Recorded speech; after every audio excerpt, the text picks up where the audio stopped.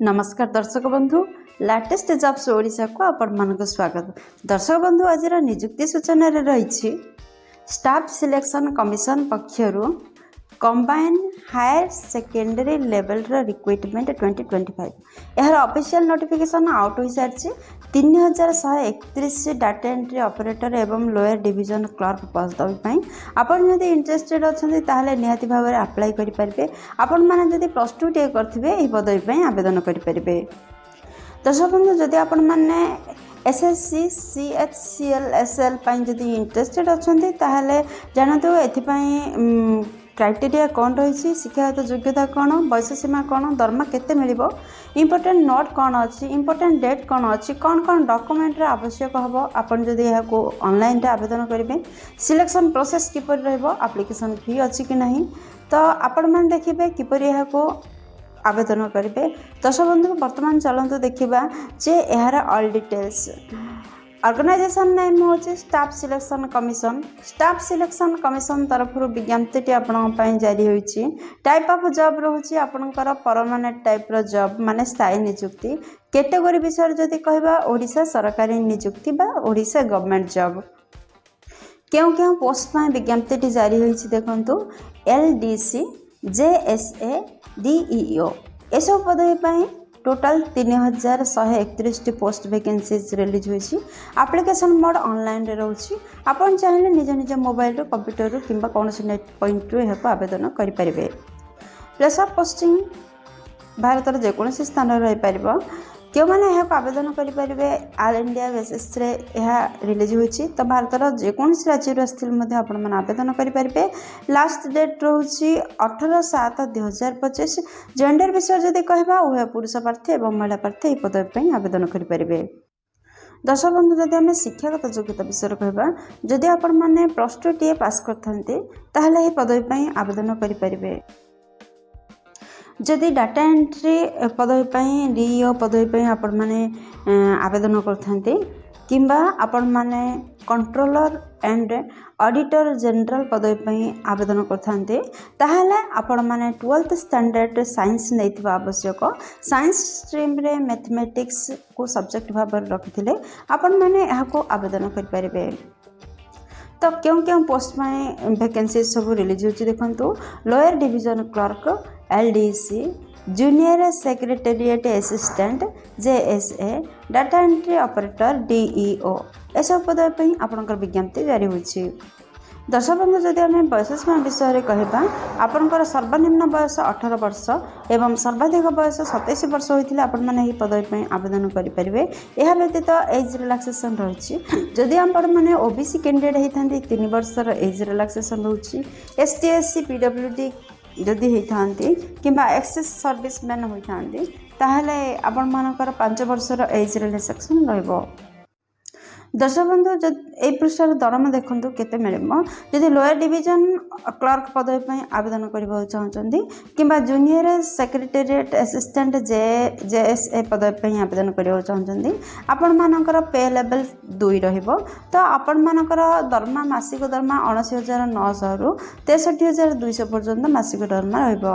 जदि data operator पदवी DEO पदवी आवेदन करबा चाहछन्ती मासिक दरमा 25,500 टंका 81,100 टंका पे लेवल 4th अनुसार रहिबो एवं 29,200 रु 92,300 पे लेवल 5 अनुसार रहिबो। सिलेक्शन प्रोसेस किपर रहिबो देखंतु आपनकर टायर 1 कंप्यूटर बेस्ड टेस्ट रहिबो, टायर 2 रे कंप्यूटर टेस्ट रहिबो, आपनकर तापर डॉक्यूमेंट वेरिफिकेशन रहिबो। टायर 1 पई एग्जाम पैटर्न कोन रहउछि देखंतु क्वेश्चन टाइप ऑब्जेक्टिव टाइप रहिबो, मल्टीपल चॉइस टाइप रो क्वेश्चन रहिबो, हिंदी और इंग्लिश भाषा रे आपनकर क्वेश्चन आसीबो। टोटल क्वेश्चन 100 रहिबो। टोटल मार्क्स 200 रहिबो। सेथारे नेगेटिव मार्किंग मध्ये अछि। गोटे क्वेश्चन जदि आपण भूल करंती ताहले आधा मार्क माइनस मार्किंग रहिबो। सब्जेक्ट एवं सेक्शन देखनामा इंग्लिश लैंग्वेज रो 25 क्वेश्चन आसीबो 50 मार्क कैरी करिवो। जनरल इंटेलिजेंस रो 25 क्वेश्चन आसीबो 50 मार्क कैरी करिवो। क्वांटिटेटिव एप्टीट्यूड रो 25 क्वेश्चन 50 मार्क कैरी करिवो।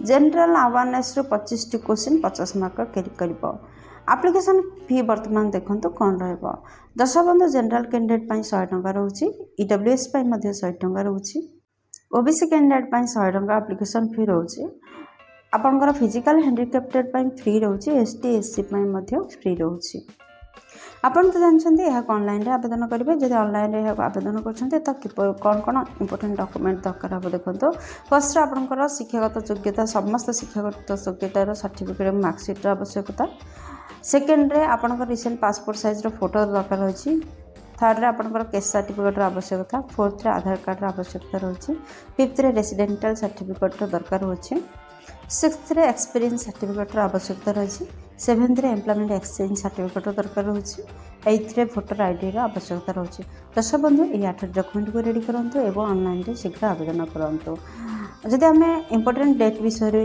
कहवा ताहले अप्लाई स्टार्ट 23 तारीख होती माने 23/6/2025 हो सारी आपने चाहिए एवं भी अप्लाई करेंगे अप्लाई लास्ट डेट 18/7/2025 रही एप्लिकेशन फी पेमेंट डेट 19/7/2025 रही करेक्शन डेट रही 23 ରୁ 24 जुलाई पर्यंत रही आपणकर ऑनलाइन एग्जाम डेट टायर 1 8 ରୁ 18 जुलाई एग्जाम सेकेंड टायर फेब्रुआरी ରୁ मार्च 2026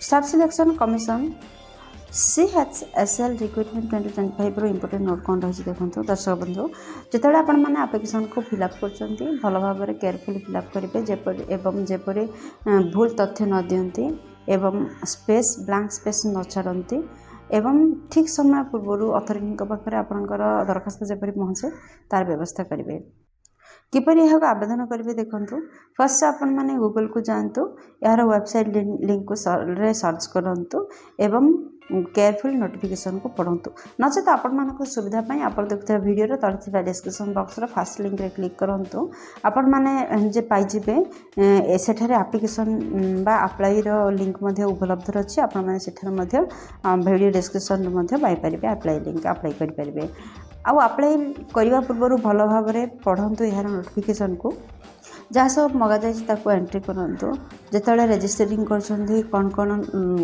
देती डॉक्यूमेंट तार सब नोट करूँ अपलोड करूँ आपंकर रिसेंट पासपोर्ट साइज फोटो और सिग्नेचर को सिक्स्थ देखूँ जहाँ सब डिक्लेरेशन दी जाए अथॉरिटी द्वारा भल भाव पढ़ु और से एग्री हूँ आपण मानक फी पेमेंट करने को कहुई जदि आपण मैंने फी पेमेंट करार अच्छी ताहले आपण मैंने ऑनलाइन रे फी पेमेंट करूँ यूपीआई आपण मैंने क्रेडिट कार्ड डेबिट कार्ड माध्यम पेमेंट करेंगे तापर सबमिट बटन रे क्लिक करने पूर्व भल भाव दरखास्त को पढ़ु और सबमिट बटन रे क्लिक करूँ दर्शक बंधु आशा कर वीडियो आपंकर बहुत कम लगे जदि किसी भी उपकार हो पारे वीडियो गोटे लाइक कर दिखाँ सांग सहित यथेष परिमाण सेयार करूँ चैनल नुआ थे निहाती सब्सक्राइब करूँ कहीं प्रतिदिन प्रकाश पाता नुआ नुआ सरकारी नियुक्ति विषय चैनल प्रसारण होता है प्रथम आपण पाख नोटिफिकेशन पहुँच पार वीडियो को एपर्यंत देखिथार आपको अशेष धन्यवाद पुणी देखा लेटेस्ट जॉब्स ओडिशार नुआ एक फ्रेश अध्याय नुआ एक नियुक्ति सूचना सहित से पर्यंत